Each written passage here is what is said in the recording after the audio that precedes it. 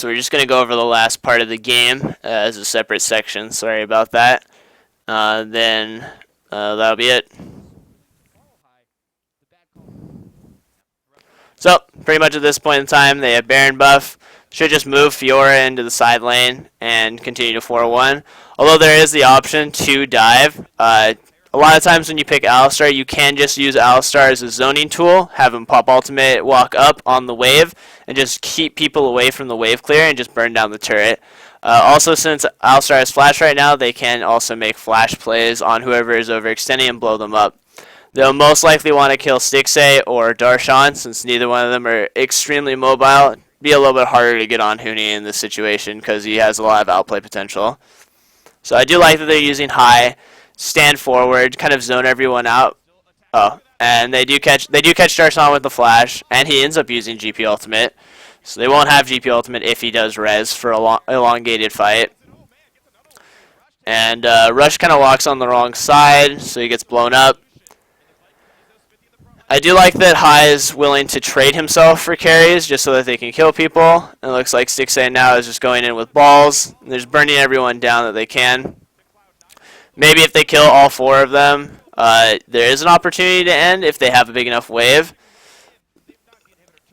I would have actually liked to see C9 not kill that wave, or not kill the inhibitor, and held their wave so that they could get a bigger wave so that they could end the game. But it seems like they're not going to be able to since their wave is gone. And they just traded one Nexus turret, which is fine. They're in a pretty advantageous situation now, and CLG doesn't really have the equipment to deal with wave clearing at all. So they might run into a lot of issues when it comes to defending now that their inhibitor is down too.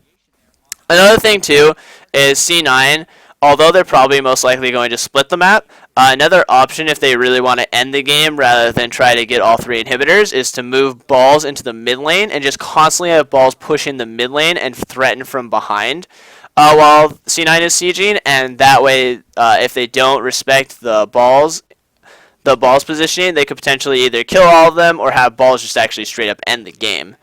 But I think for the most part they'll probably look to just 4-1 and then have balls go on the top side and have CLG on, or have the rest of C9 on the bottom side, and just look to split the map.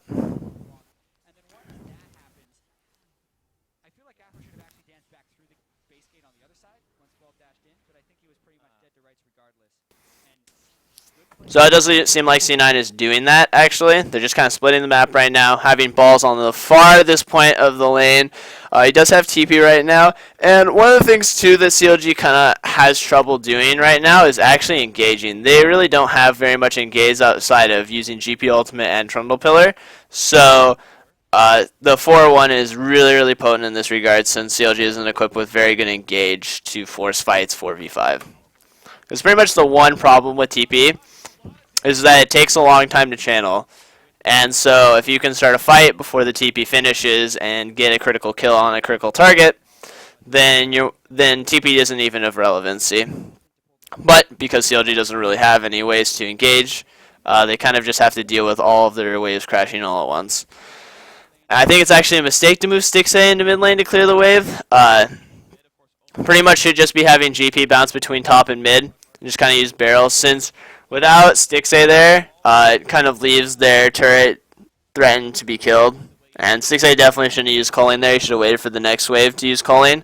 He only cleared three range minions. And like I said before, CLG's only real ways of wave clear, like absolute wave clear, like clearing the entire wave very quickly, is through their ultimates, such as Lucian culling and GP ultimate. So I would have liked to see the culling used here, maybe, to protect their turret a little bit more.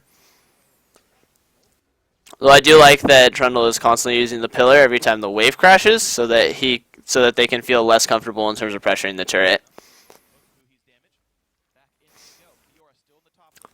I feel like this is pretty much a slow burn at this point in time. I don't think Darshan can really handle balls at this point in time in terms of their matchups, and I feel like also C9 is so far ahead as their 4 that they can look to engage whenever they want. And they are able to eventually burn down the turret. And Balls is all in and top lane at the same time. They instantly kill Trundle. And they kill Stixxay. Okay, they kill Stixxay. and Darshan didn't die, but he had to go all the way back to the base. And while it's all happening, they're pretty much ending the game at this point in time. The game is over. Alright, so things to go over. CLG should have definitely pressured mid really, really hard. Xmithy seemed too timid to pressure mid lane, was too scared of the side lane pressure. Liked that C9 was utilizing the innate pressure that they had from their side lanes and diving with Rush, so that was really good. Liked that Alistar was not hesitant to engage.